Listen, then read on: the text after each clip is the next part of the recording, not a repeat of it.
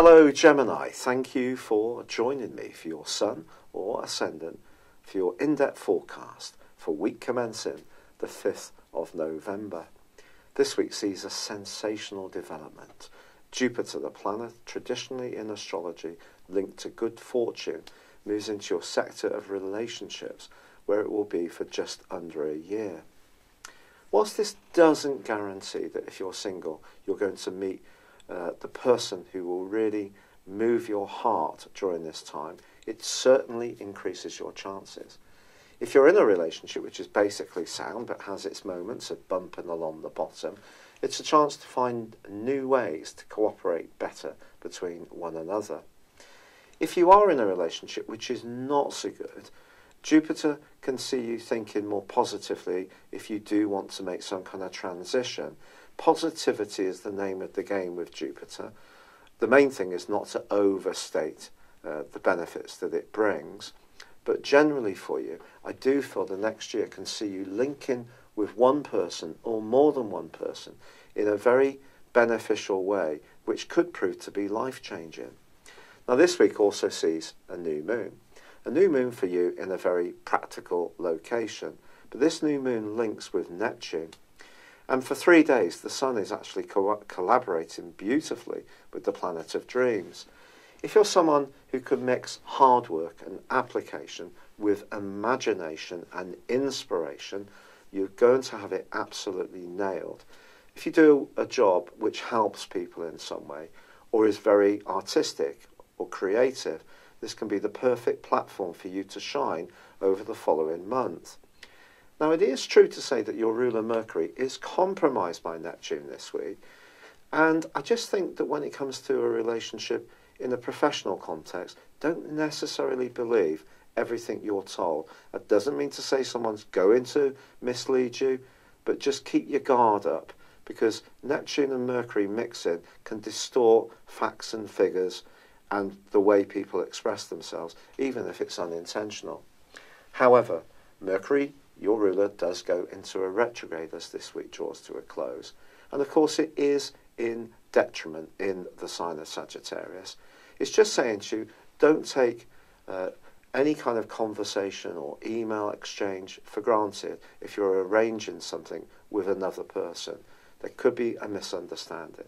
And with Mercury also clashing with Neptune, this is reinforced. But Uranus is going to rewind this week back into the sign of Aries. It's going to be here through to March next year. Of course, it's been in the sign of Aries full time since 2011 through to mid-May of this year. So it's not an influence that you're not used to. And it is linking brilliantly with Mars. This can lead to some kind of development which is unplanned but truly exciting.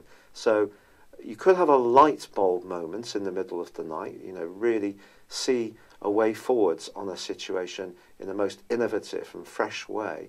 Or perhaps someone is going to connect with you, a friend or a group of people, in a way which really grabs your imagination. The Sun is also forging a fantastic link with Pluto in the last few days of this week. This aspect is very much about change. With Pluto, sometimes we can choose the change and drive it. In other times, change gets enforced upon us. That's much less easy to handle. But sometimes when we look back on events, there's often a bigger reason for why they occur. So be open-minded about any changes that are going on within you or around your situation, around the practical circumstances, because the evolution that occurs is going to renew you in some way, but a very positive way at that.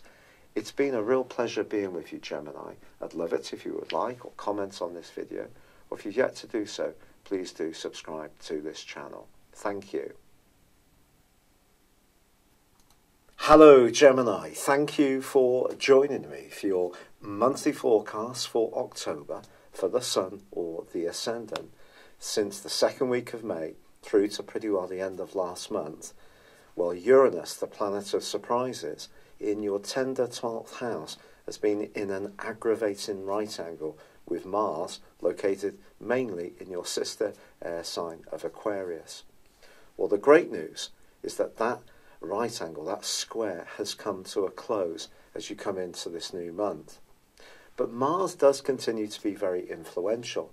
Mars in Aquarius for you is very much about adventurism, exploring, travel, but also fending off any confinements. So if there has been situations which have been difficult to deal with, and especially of a more psychological nature, for example, circumstances that were beyond your control, where perhaps you've had to be very self-sacrificing with someone who's going through the mill close to you, or perhaps you've been working feverishly behind the scenes on something that's important, but this has been limiting your scope to be a freer spirit.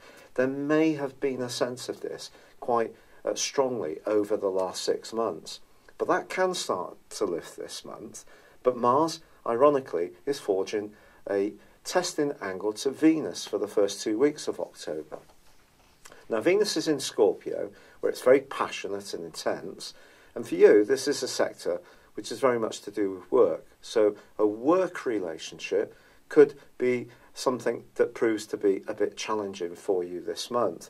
Or perhaps in a relationship, a closer relationship, it feels that you're doing more of the giving around the more practical elements of the tie. And if that is the case, then that can definitely cause some talking points in the early parts of this month. But on the face of it, with the Sun and Mercury, your ruler, in your sister air sign of Libra, there is an opportunity for you to be self-expressive and creative. Not least that there is a new moon on the 9th, which should help you to showcase your talents really brilliantly.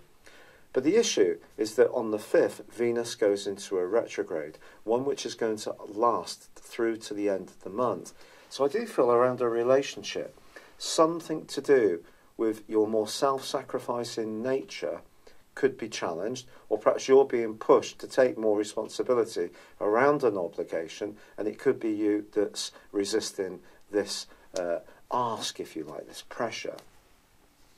But the new moon is also forging a link with Neptune. Now, Neptune, since 2012, has been wonderful if you're a compassionate person who uses your intuition or imagination in the way you link with the wider world.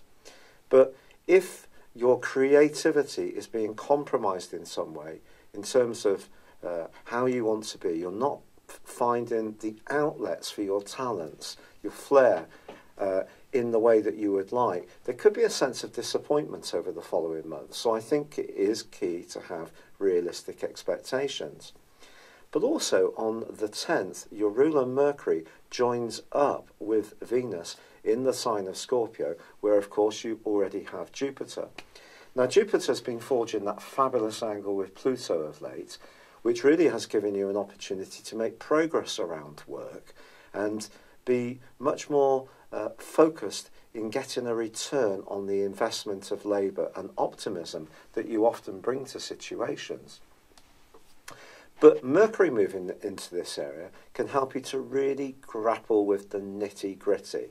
And certainly from the 20th to the 25th, when Mercury forges a fantastic angle to Pluto, you will have the ability, almost like X-ray eyes, to penetrate through any problem and really get to the nub of what it means.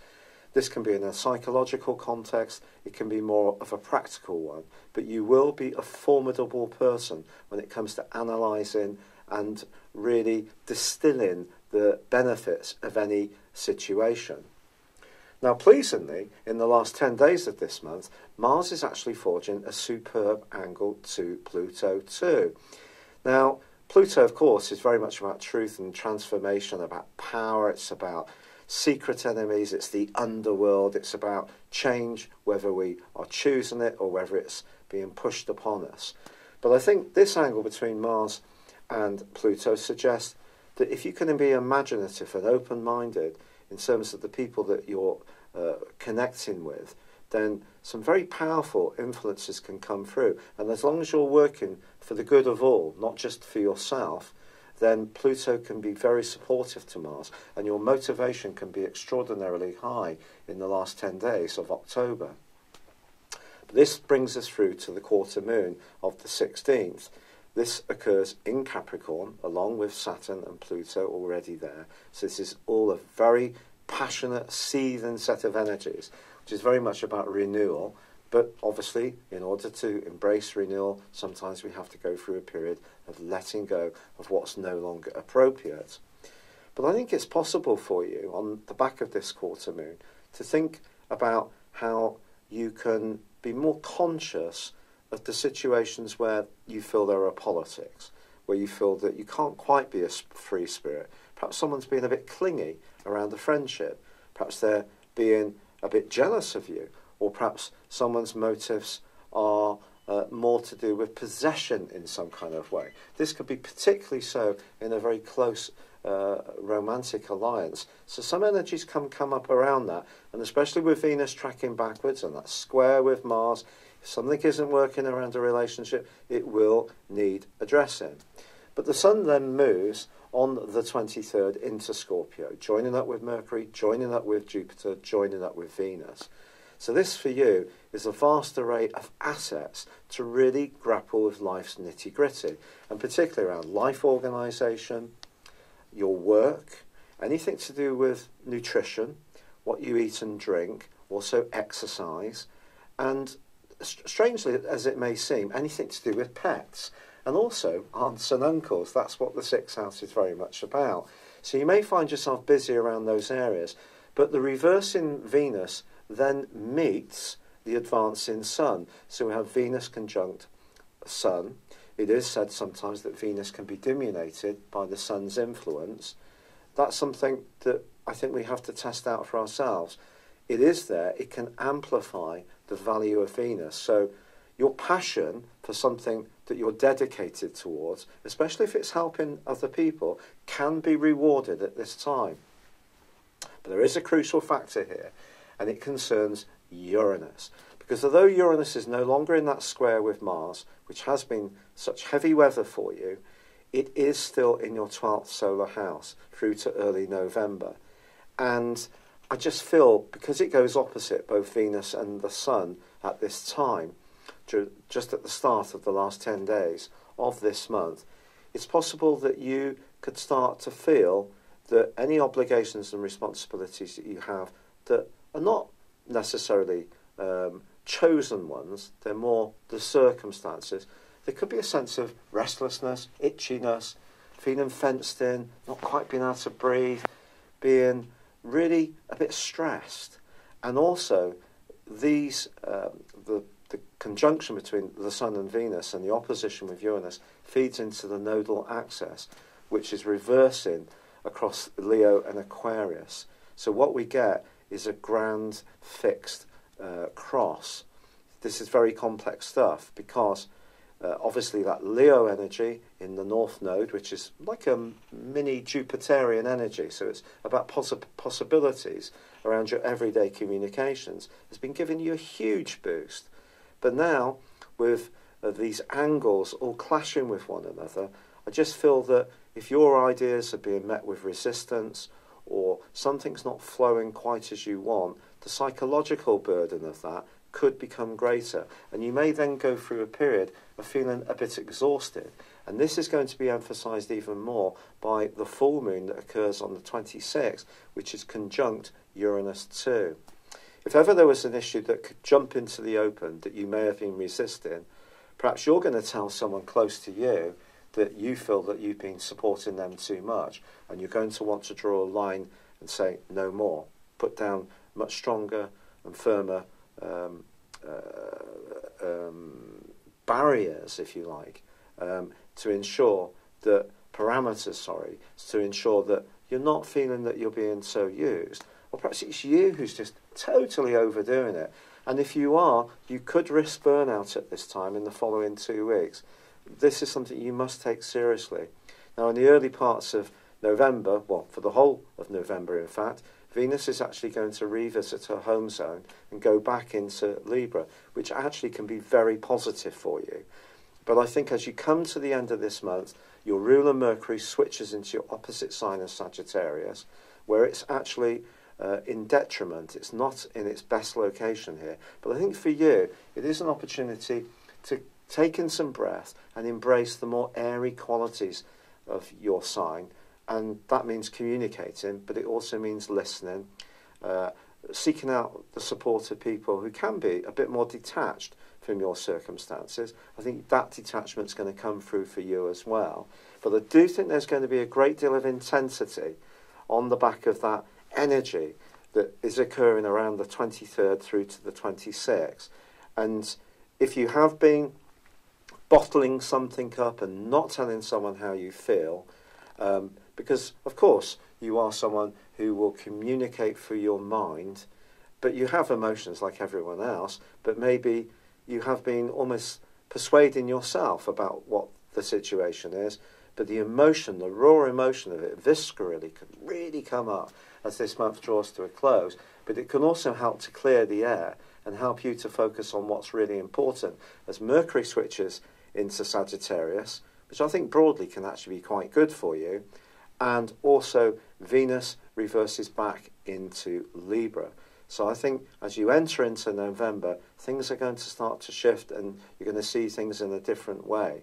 But there is possibilities in the last 10 days of this month with Mars aligning brilliantly with Pluto. It's just making sure that the detail of things is taken care of, but also the more psychological side of things, because Uranus is a surprise energy. It's an electric energy. It can be quite volcanic in the 12th house if we try to repress it. And I think it could come down to a discussion or even perhaps a bit of an argument that you may need to have to bring things out into the open. But then the sunshine can come through and you can focus on that reorganisation or reordering of things, or leading a bit more of a virtuous lifestyle in the sense of getting things a bit more in balance. I don't mean totally dull and uncalorific, but just getting things a little bit more balanced. It's been a real pleasure being with you. I'm so grateful for all the fantastic, lovely comments and suggestions to help me with my rheumatoid arthritis. It is proving to be a bit of a battle. I've had to be on steroids recently because I was just in so much pain. But I am doing all the natural stuff and embracing a lot of the great suggestions that I've had. There's just so many. I am so thankful. So if you've written in, thank you so much. If you've not before, please comment on this video or like it. Or if you've yet to do so, please subscribe to this channel. Thank you so much. Hello, thank you so much for watching my video. I'd love you to join me at my Horoscope Ace app. You can find this at www.horoscope-ace.com. You can use it through Android, iOS, Apple or Facebook. Check out your ascendant or your moon sign or download your free birth chart. There's all your favourite videos, plus there are daily, weekly, monthly and yearly horoscopes for general, love, Chinese and Indian astrology. If your passion is tarot, there's my brilliant 3-card money or love tarot readings too. And it's all there at www.horoscope-ace.com. Thank you.